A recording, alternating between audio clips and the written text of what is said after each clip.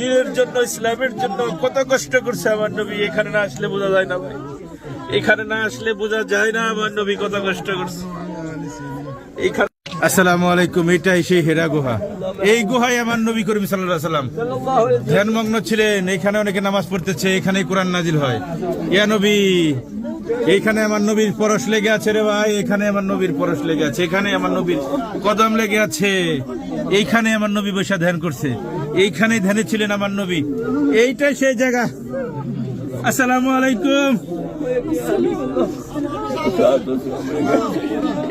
আসসালামু আলাইকুম ইয়া নবী। এইখানে আমার নবী ধ্যানমগ্ন ছিলেন, এইখানেই কোরআন নাজিল হয়েছে।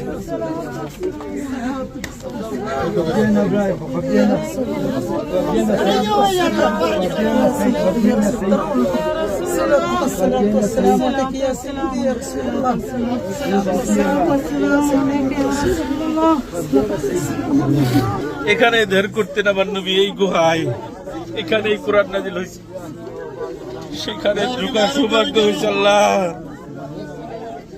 আল্লাহ, আল্লাহ, এই দিনের জন্য, ইসলামের জন্য কত কষ্ট করছে আমার নবী। এখানে না আসলে বোঝা যায় না ভাই, এখানে না আসলে বোঝা যায় না আমার নবী কত কষ্ট করছে। এইখানে না আসলে বুঝতে পারবেন না আমার নবী কত কষ্ট। ধর্ম প্রতিষ্ঠা করার জন্য এই গুহায় পবিত্র কোরআন নাজিল হয়েছে, এই হেরা গুহা, এইখানেই, এই জাবালে নূর পাহাড়েই।